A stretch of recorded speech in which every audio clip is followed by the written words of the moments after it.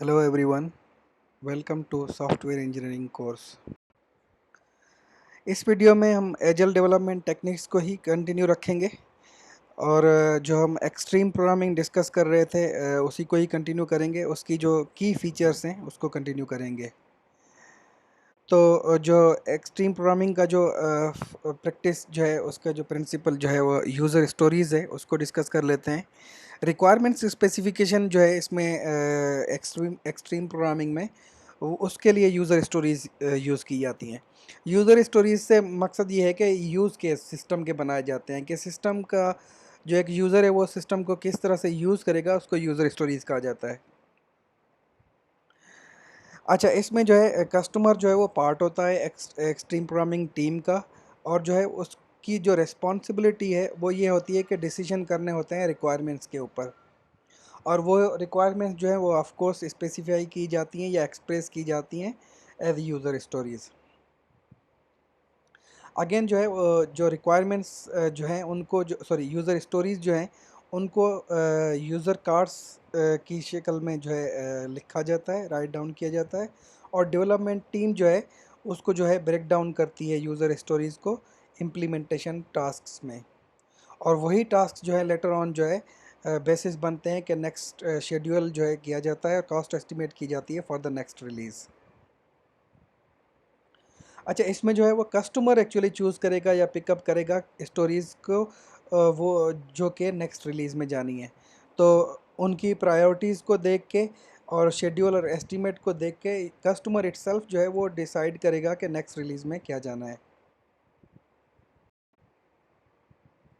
यहाँ पे हम एक एग्ज़ाम्पल देख लेते हैं यूज़र स्टोरीज़ का, जो कि है प्रेस्क्राइबिंग ए मेडिकेशन, यानी कि एक डॉक्टर है जो कि एक सिस्टम को यूज़ करता है, तो वो किस तरह से यूज़ करेगा। फॉर एग्ज़ाम्पल यहाँ से मैं एक सिंपल रीड कर लेता हूँ कि इफ़ यू सेकंड पैराग्राफ जो है, if you select current medication you will be asked to check the dose. If you wish to change the dose enter the new dose then confirm the prescription. तो यहाँ पे देखें कि जिस तरह से जो है सिस्टम यूज़ होगा तो वो पूरी स्टोरी लिखी हुई है कि किस तरह से यूज़र जो है वो सिस्टम को यूज़ करेगा, तभी जो है इसको हम यूज़र स्टोरी कह रहे हैं। अब ये एक तरह से जो है स्टोरी जो है वो रिक्वायरमेंट है, यानी कि सिस्टम किस तरह से काम करेगा, उसमें क्या होना चाहिए, वही रिक्वायरमेंट्स जो हैं as a form of user stories लिखी गई हैं। अब जो यूज़र स्टोरीज़ हैं उनको जो है वो कार्ड्स में या जो है लिखा जाएगा, और उनकी जो है वो टास्क बनाई जाएंगी, यानी कि स्प्लिट किया जाएगा यूज़र स्टोरीज़ को, ताकि इंडिविजुअल टास्क जो हैं वो इम्प्लीमेंट की जा सकें। अच्छा, तो फॉर एग्ज़ाम्पल ये एक एग्ज़ाम्पल है डोज़ चेकिंग का टास्क है।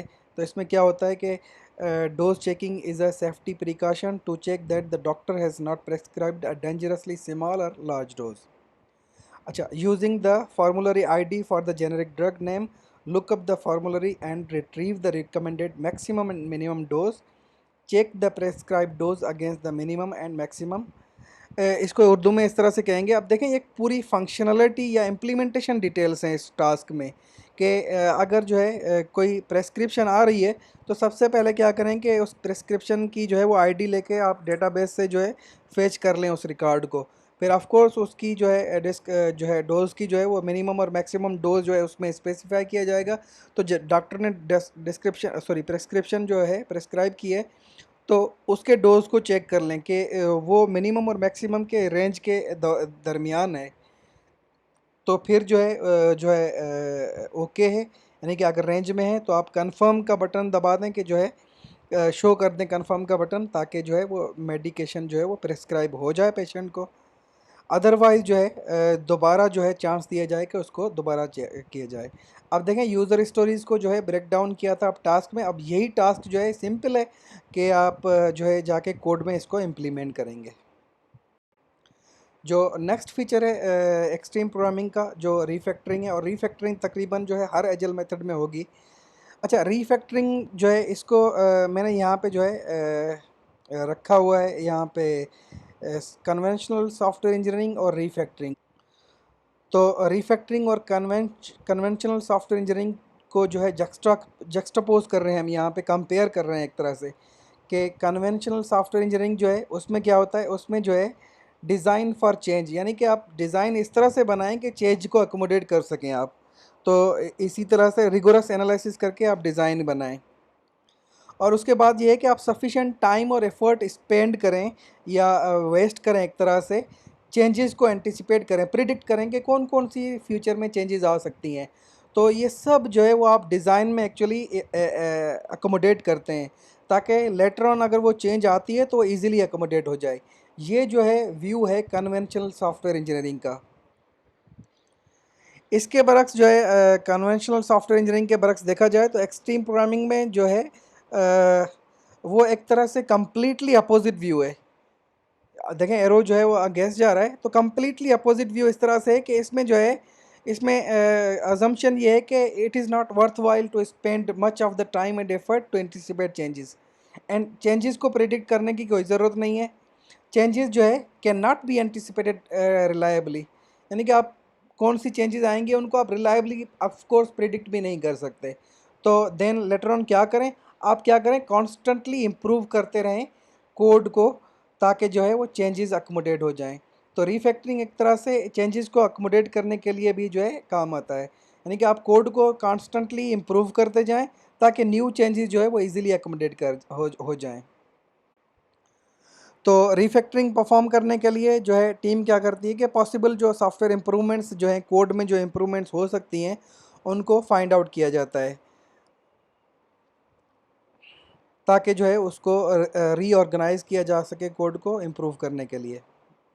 अच्छा, अब ये रीफैक्टरिंग क्या करेगी, इम्प्रूव करेगी अंडरस्टैंडिंग ऑफ द सॉफ्टवेयर, क्योंकि जब कोड आपको ईजिली अगर आप रीड कर सकते हैं, कॉम्प्रीहेंड कर सकते हैं, तो आप सिस्टम को ईजिली समझ सकते हैं। और इससे फ़ायदा क्या होगा, फ़ायदा ये होगा कि अगर कॉम्प्रिहेंसिबल कोड है तो डॉक्यूमेंटेशन की जो है वो नीड जो है वो कम हो जाती है। डॉक्यूमेंटेशन ऑफ कोर्स क्या करती है कि एक्सप्लेनेशन होती है उसमें जो है डिज़ाइन चॉइसेस की, कोड की। तो अगर आपका कोड जो है वो सेल्फ़ अंडरस्टैंडेबल है, सेल्फ़ एक्सप्लेनेटरी है थ्रू रिफैक्टरिंग, जो आपने रीऑर्गेनाइज़ किया है कोड को, तो डॉक्यूमेंटेशन की ज़रूरत जो है वो कम पड़ जाती है। कोड इट्सेल्फ जो है वो डॉक्यूमेंटेशन होता है। लेटर ऑन अगर हम रिफैक्टरिंग की एग्जांपल देखेंगे तो मैं आपको वहाँ से भी जो है इंडिकेट कर दूंगा कि यहाँ पे देखें किस तरह से रिफैक्टरिंग जो है डॉक्यूमेंटेशन की नीड कम करती है। अच्छा, इसमें जो है चेंजेस जो है वो इजीली जो है कोड में हम कर सकते हैं। और फाइनली जो है कुछ चेंजेस ऐसी भी हो सकती हैं, आर्किटेक्चरल चेंजेस जो है जिस रीफैक्टरिंग जिसके लिए जो है मच एक्सपेंसिव पड़ जाती है, क्या वहाँ पे जो है आप रीफैक्टरिंग नहीं कर सकते, मुश्किल होता है वहाँ पे। तो रीफैक्टरिंग के एग्जांपल्स में हम देख लेते हैं कि फर्स्ट, सबसे पहले फॉर एग्जांपल ये है कि आप डुप्लीकेट जो कोड है जहाँ भी आप देखें उसको रिमूव कर लें। बहुत सारे तरीके हैं डुप्लीकेट कोड को रिमूव करने के लिए। फॉर एग्जांपल अगर आप देख रहे हैं कि कुछ ब्लॉक ऑफ कोड ऐसा है जो कि बार बार रिपीट हो रहा है, उसका काम सेम है, तो आप क्या करें, उसको जो है एक्सट्रैक्ट कर लें, उस कोड को जिस जगह वो कोड यूज़ हो रहा है उसको एक्सट्रैक्ट करके एक मेथड बना लें, जिसको हम एक्सट्रैक्ट मेथड रिफैक्टरिंग कहा जाता है। तो कोड ब्लॉक को आपने मेथड में चेंज कर लिया, और जहाँ भी वो कोड ब्लॉक यूज़ हो रहा है जहाँ वहाँ पे जस्ट मेथड कॉल लगा दें, तो एक तरह से इम्प्रूवमेंट हो जाएगी और डुप्लीकेट कोड हट जाएगा। लेटर ऑन अगर चेंज करना है तो एक ही जगह पे करना पड़ेगा चेंज, हर जगह नहीं करना पड़ेगा, चेंजेस भी जो है वो रिड्यूस हो जाएंगी। अगर जो है वो रिपीटेड कोड जो है मेथड की बाउंड्रीज से बढ़ जाता है, यानी कि उसका स्कोप बढ़ जाता है, तो उसको आप एक्सट्रैक्ट क्लास कर लें, यानी कि उस कोड को जाके एक क्लास में रख लें, फिर उसके ऑब्जेक्ट बना के उस कोड को यूज़ कर सकते हैं। तो दूसरा एग्जांपल जो है रीफैक्टरिंग का ये है। इसी तरह से जो है दूसरी रीफैक्टरिंग ये है कि आप एट्रीब्यूट्स या मेथड जो हैं उनको रीनेम करते हैं, ताकि जो है वो इजीली अंडरस्टैंडेबल हो कि उनका एट्रीब्यूट का पर्पस क्या है या मेथड का पर्पस क्या है। फॉर एग्जांपल अगर आप सपोज करें कि आप एक जगह लिख रहे हैं इंट ए और दूसरी जगह आप लिख रहे हैं इंट एज, तो इंट ए में पता नहीं कि ए में हम क्या रखेंगे, मगर ऑफ कोर्स इंट एज में हमें पता है कि ये एक एज जो है इसमें हम वेरिएबल जो एज जो है इसमें हम एज रखेंगे। सिमिलरली फॉर एग्जांपल अगर आप एक प्रोसेस फंक्शन है और उसमें जो है दो इनपुट दे रहे हैं एच और ए, क्लियर नहीं है कि कौन सा प्रोसेस है और ये इनपुट हम इनकी क्या मकसद है, ये अंडरस्टैंडेबल नहीं है। अगर इसी को ही जो है आप रीनेम करके आप इस तरह से लिखें कैलकुलेट वेज मेथड का नाम रखें, बजाय इसके कि प्रोसेस, कैलकुलेट कर रहे हैं वेज को, ये भी प्रोसेस है मगर जो है सेल्फ एक्सप्लेनेटरी है। और जो है आर्ग्यूमेंट्स को जो है आप फुल नेम दे दें, अंडरस्टैंडेबल नेम दे लें कि आवर्स वर्क जो है और अमाउंट पर आवर, यानी कि पर अमाउंट आवर जो है अमाउंट कितना होगा और कितने आवर्स काम किया, इन दोनों को यूज़ करके हम वेज कैलकुलेट कर लेंगे। तो दोनों को कंपेयर करते हैं तो कैलकुलेट वेज मेथड जो है वो सफिशेंटली एक्सप्लेनेटरी है। यहाँ पे डॉक्यूमेंटेशन की भी ज़रूरत नहीं है कि ये फंक्शन जो है वो क्या करेगा, किस तरह से परफॉर्म करेगा। ऑफ कोर्स जो है मोस्टली जो है हम इसके नेम को और इसके पैरामीटर्स को देख के समझ जाते हैं कि इसमें क्या होगा। नेक्स्ट जो है वो टेस्ट फर्स्ट डेवलपमेंट है। इसमें जो है एक्सट्रीम प्रोग्रामिंग में जो है ये टेस्टिंग जो है या टेस्ट फर्स्ट जो है ये सेंट्रल पार्ट है डेवलपमेंट का।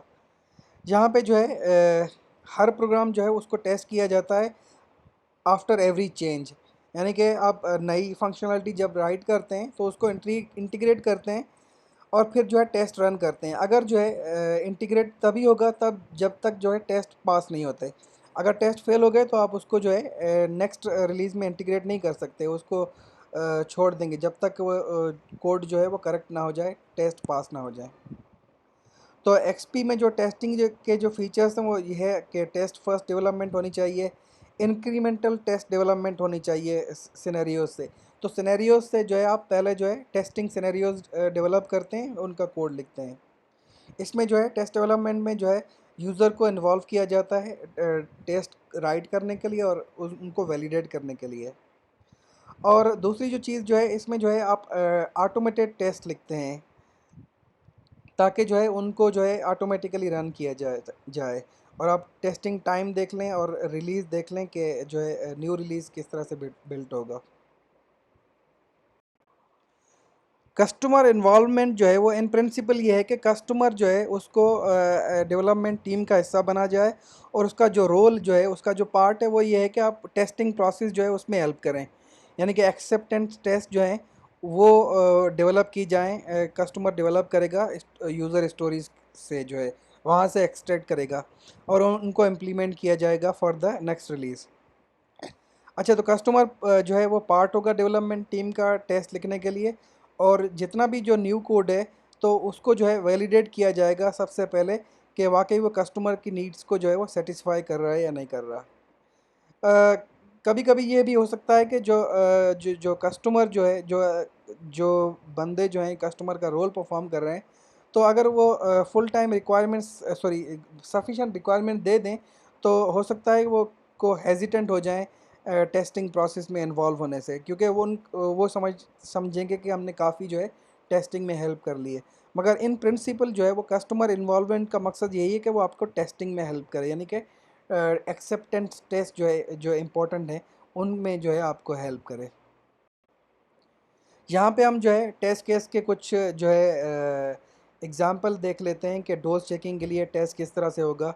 मगर ऑफ कोर्स ये नोट करें कि ये डिस्क्रिप्शन जो लिखी हुई है मगर ये टेस्ट केस नहीं है। टेस्ट केस जो है इसको जो है हम एक्चुअली ट्रांसफॉर्म करेंगे कोड में, इसका कोड लिखेंगे। इसको ये जो अभी आप डिस्क्रिप्शन देख रहे हैं इसको आप ये समझें कि ये एक तरह से एल्गोरिथम है जिसको इम्प्लीमेंट किया जाएगा। तो एल्गोरिथम में देखें सेडो कोड यूज़ किया जाता है और डिस्क्रिप्शन लिखी जाती है कि स्टेप्स कौन से होंगे। तो ये भी एक तरह से स्टेप्स हैं या जो है डिस्क्रिप्शन है। इस डिस्क्रिप्शन को देख के एक टेस्ट कोड लिखा जाएगा। तो डोज चेकिंग का देख लेते हैं कि इनपुट में क्या है। इनपुट में जो है अ नंबर इन mg जो है मिलीग्राम्स जो है representing a single dose of the drug, a number representing the number of single doses per day. ये दो इनपुट हो गए। अब टेस्ट क्या हो सकते हैं? Test for inputs where the single dose is correct but the frequency is too high, यानी कि डोज करेक्ट है मगर उसकी जो फ्रीक्वेंसी है उस डोज को दे रहे हैं जो प्रिस्क्रिप्शन में लिखा हुआ है वो ज़्यादा है। फॉर एग्ज़ाम्पल ये है कि 2 टैबलेट्स मगर फ्रीक्वेंसी में ये है कि 3 टाइम्स अ डे। हो सकता है कि वो 2 टाइम्स अ डे देनी हों, तो ये इसको हम ये चेक कर सकते हैं। अदरवाइज दूसरा जो है टेस्ट सिनेरियो ये भी हो सकता है, test for inputs where the single dose is too high and too low, यानी कि फॉर एग्जांपल जहाँ पे आज 2 टैबलेट देनी है वहाँ पे आप 3 टैबलेट्स दे रहे हैं। अदरवाइज़ यहाँ जहाँ पे 2 टैबलेट देनी है वहाँ पे आप 1 टैबलेट दे रहे हैं। तो ये भी आप चेक कर सकते हैं। अच्छा, test for inputs where the single dose frequency is too high or too low, ये भी आप चेक कर सकते हैं कि 3 टाइम्स अ डे को जो है प्रेस्क्राइब किया गया है 4 टाइम्स अ डे, या 2 टाइम्स अ डे या सिंगल जो है 1 times a day 1 time a day जो है किया गया है। तो ये कुछ सिनेरियोज़ हैं जिसको टेस्ट केस में आप टेस्ट कर सकते हैं कि डोज जो है वो सही है या नहीं है। Test for inputs where single dose frequencies in the permitted range. ये भी देख लें कि जो है जितनी रेंज जो है स्पेसिफिकेशन में आई है उसी में है या उससे जो है एक्सीड कर रही है। आउटपुट में क्या होगा, या तो ओके होगा या एरर मैसेज होगा, इंडिकेट करेगा कि ये डोज प्रेस्क्रिप्शन जो है वो रॉन्ग है। तो जहाँ पे भी ओके ओके आ जाए तो टेस्ट पास हो जाएगा, अदरवाइज़ फेल है। अच्छा, जब आप टेस्ट कोड लिख लेंगे तो फिर टेस्ट ऑटोमेशन चाहिए, यानी कि एक ऐसा फ्रेमवर्क चाहिए जो कि टेस्ट को आपको एग्जीक्यूट करके दे। सिंपल प्रोग्राम में फॉर एग्जांपल आप एक सिंपल प्रोग्राम लिख के फिर मेन मेथड लिख के जो है आप एग्जीक्यूट कर लेते हैं और फिर स्क्रीन पे जो है आप आउटपुट दे के बता सकते हैं कि जो है आउटपुट करेक्ट है या नहीं है। तो ये एक सिनेरियो है। मगर टेस्ट ऑटोमेशन में ये है कि कोड जो है दूसरे कोड को एग्जीक्यूट करेगा, फिर उसका आउटपुट जो है वो रिट्रीव करेगा, फिर आउटपुट को कंपेयर करेगा और फाइनली जो है प्रोग्रामेटिकली डिसाइड करेगा कि ये जो है आउटपुट मैच हो रहा है या नहीं हो रहा। तो ये है टेस्ट ऑटोमेशन, टेस्ट जो है ऑटोमेटिकली रन हो जाए। अगर आपके पास इस तरह के टेस्ट लिखे हुए हैं जिसमें जो है सिमुलेशन हो रही है कि इनपुट क्या होंगे आउटपुट क्या होंगे, और वो आपको जो है एक फ्रेमवर्क जो है आपको बता रहा है कि वाकई जो है कोड जो है वो सक्सेसफुली एग्जीक्यूट हुआ है या फेल हुआ है, ये बता दे। तो अगर आपके पास इस तरह के जो है सेट ऑफ टेस्ट पड़े हुए हैं, तो अब जब भी आप नई फंक्शनलिटी ऐड करते हैं ना, तो वहाँ पे जो है आप सबसे पहले जो है कुछ टेस्ट जो हैं, सारे टेस्ट या सिलेक्टेड टेस्ट, अगर टेस्ट बहुत ज़्यादा हैं तो आप उसमें से सिलेक्टेड टेस्ट जो है वो रन करेंगे ताकि आप चेक कर सकें कि जो नई फंक्शनलिटी ऐड हो रही है सिस्टम में, क्या ये पुराने कोड को ब्रेक तो नहीं कर रही। तो टेस्टिंग जो है, टेस्ट ऑटोमेशन जो है इस केस में बहुत हेल्प करता है। मगर of course test first development या टेस्ट ड्रिवन डेवलपमेंट जो है उसमें कुछ प्रॉब्लम्स भी हो सकते हैं। अच्छा, जो प्रोग्रामर्स जो है ना वो एक्चुअली प्रेफर करते हैं कि वो प्रोडक्शन कोड लिखें बजाय इसके कि टेस्टिंग कोड लिखें। फॉर एग्जांपल जो है काफ़ी जॉक्स भी होते हैं कि प्रोग्रामर्स जो है वो हेट करते हैं टेस्टर्स को, क्योंकि वो उनके जो है कोड में से फॉल्ट्स निकालते हैं। तो प्रोग्रामर्स जो है यूजुअली टेंड करते हैं कि वो एक प्रोडक्शन कोड लिखें जो कि रन हो सके। अदरवाइज़ जो है वो ये भी हो सकता है कि वो कंप्लीट टेस्ट ना लिखें, यानी कि सारे जो है सिनेरियोज जो है उनको जो है काउंट ना करें। फॉर एग्जांपल प्रीवियसली जब हम देख रहे थे कि डोज चेकिंग जो है उसमें फॉर एग्जांपल ये हो सकता है कि एक प्रोग्रामर जो है उसने टेस्ट लिखा कि जो है वो डोज जो है उसकी जो प्रेस्क्रिप्शन जो है क्वांटिटी जो है वो सही है और फ्रीक्वेंसी को छोड़ दिया फॉर एग्जांपल। तो ये भी प्रॉब्लम्स हैं कि सारे टेस्ट जो है वो डेवलप नहीं हो पाते या समझ में नहीं आते या एडवांसली प्रिडिक्ट नहीं कर सकते प्रोग्रामर्स। तो ये एक प्रॉब्लम है टेस्ट ड्रिवन डेवलपमेंट में। अच्छा, कभी कभी जो है टेस्ट जो है वो लिखना आसान नहीं होते। फॉर एग्जांपल जो है आप ऐसी फंक्शनलिटी परफॉर्म कर रहे हैं जिसमें यूज़र इंटरफेस है, मल्टीपल स्क्रीन्स जिसमें इन्वॉल्व हैं। तो उस केस में जहाँ पे जो है यूज़र इंटरेक्शन जो है रिक्वायर्ड है कि यूज़र बटन क्लिक करेगा तो ये कोड एग्जीक्यूट हो जाएगा, फिर यूज़र का इनपुट क्या होगा। तो ये जो है यूज़र इंटरेक्शन जहाँ पे इन्वॉल्व हो वहाँ पे टेस्ट लिखना जो है मुश्किल हो जाता है। सिंपल अगर आप ऐड फंक्शनलिटी जो है उस पे उसके लिए जो है ऑफ कोर्स आप टेस्ट कोड लिख सकते हैं कि ऐड किस तरह से हो रहे हैं, दो वेरिएबल्स या दो नंबर्स। मगर कुछ ये जो कॉम्प्लेक्स इंटरेक्शंस हैं जिसमें यूज़र इन्वॉल्व है, तो वहाँ पे जो है टेस्ट लिखना मुश्किल हो जाता है। फॉर एग्जांपल जिसमें मल्टीपल ऑब्जेक्ट्स जो है इन्वॉल्व हों और आप सिंगल ऑब्जेक्ट चेक कर रहे हैं। ऑफ कोर्स अदर जो है फ्रेमवर्क्स भी आते हैं जिसमें जो है आप मिमिक करते हैं कोड को, उन फ्रेमवर्क्स को भी यूज़ कर सकते हैं। फॉर एग्जांपल मॉकिटो है जिसमें जो है मॉक ऑब्जेक्ट्स बन जाते हैं, यानी कि आप ऐसे ऑब्जेक्ट जो है बना लें जिसके लिए आपने क्लास बनाई भी नहीं हुई, उनको इम्प्लीमेंट कर लें। ये फैसिलिटीज़ भी हैं, मगर इनके बावजूद जो है इस तरह के टेस्ट लिखना जो है वो मुश्किल हो जाता है। अच्छा, दूसरा जो मेन प्रॉब्लम जो है वो टेस्ट ड्रिवन डेवलपमेंट में ये है कि कॉम्प्रिहेंसिबल जो सेट है ना, जिसमें सेट टेस्ट जो है वो कंप्लीट हो जाए। आप ये कहें कि ये कॉम्प्रिहेंसिबल सेट है हमारा, जिसमें सारे जो है टेस्टिंग सिनेरियोज कवर हो जाते हैं, कि कंप्लीट सेट टेस्ट सुइट है हमारे पास। तो इसको जो है प्रिडिक्ट करना यह जो है काफ़ी मुश्किल होता है। यानी कि आप जो है हर आस्पेक्ट जो है वो कवर नहीं कर पाते कि उसके लिए आपके पास कोई टेस्ट हो। तो ये एक डिफ़िकल्टी बन जाती है कि हो सकता है कि आप एक सिस्टम लिख रहे हैं जिसमें जो है आपने बहुत सारे टेस्टिंग परफॉर्म कर ली, मगर जो है यूज़र ने जो है कुछ कुछ ऐसा इंटरेक्शन किया कि जो है आपका जो है कोड फेल हो गया। तो आप हर जो है टेस्टिंग सिनेरियो जो है वो प्रेडिक्ट नहीं कर पाते। तो टेस्ट ड्रिवन डेवलपमेंट में ये भी प्रॉब्लम है कि आप प्रिडिक्ट नहीं कर पाते हर हर टेस्ट केस को, या कंप्लीट टेस्ट सुइट आपके पास नहीं होता जो कि सारे सिनेरियोज को एस्पेक्ट को डील करे। तो ये एक चैलेंज है टेस्ट ड्रिवन डेवलपमेंट में।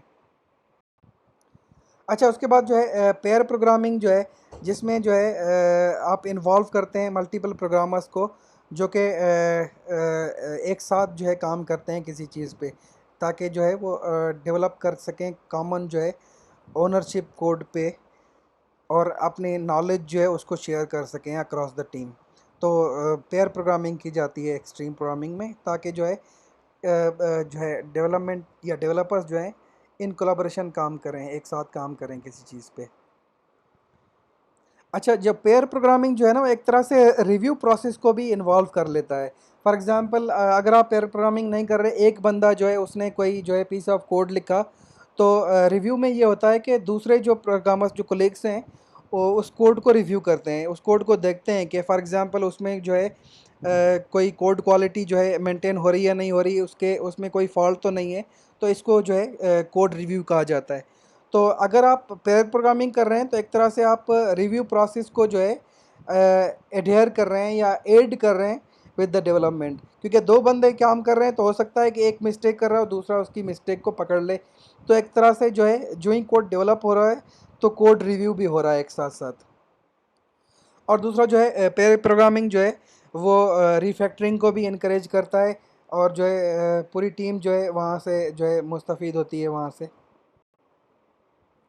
अच्छा, पेयर प्रोग्रामिंग जो है वो प्रोग्रामर्स जो हैं वो एक साथ बैठते हैं और जो है वो सेम कंप्यूटर पे सेम सॉफ्टवेयर डेवलप करते हैं।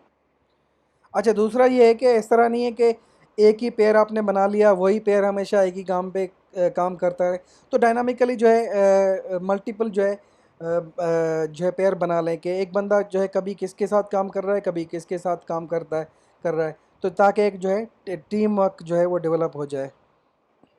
अच्छा, दूसरा क्योंकि ये टीम में यानी कि पेयर में प्रोग्रामर्स काम करते हैं, तो एक तरह से जो है ये एक अगर एक प्रोग्रामर लीव भी कर रहा है तो प्रोजेक्ट को जो फेल्योर चांस हैं रिस्क कम हो जाते हैं, कि अगर एक बंदा जा रहा है तो एटलीस्ट दूसरा बंदा अवेलेबल है, या जो है कोई ना कोई जो है उस कोड पे काम कर सके वो अवेलेबल है आपके पास। तो ये भी जो है पेयर प्रोग्रामिंग का फ़ायदा है। अच्छा, अब देखें कि पेयर प्रोग्रामिंग का दूसरा फ़ायदा क्या है कि अगर जो है दो बंदे सेम हैं, उनको आप जो है अलग अलग जो है बिठा के काम करवा लें, और जो है सेम दो बंदों को जो है आप एक साथ बिठा के काम करवा लें, तो दोनों में जो है एफिशिएंसी बढ़ जाती है जब आप पेयर प्रोग्रामिंग करवाते हैं। तो पेयर प्रोग्रामिंग का ये भी आपको फ़ायदा है। अच्छा, तो यहाँ पे जो है हम समराइज़ करेंगे या कंक्लूड करेंगे एक्सट्रीम प्रोग्रामिंग को, और जो है फिर आगे बढ़ेंगे नेक्स्ट वीडियो में, या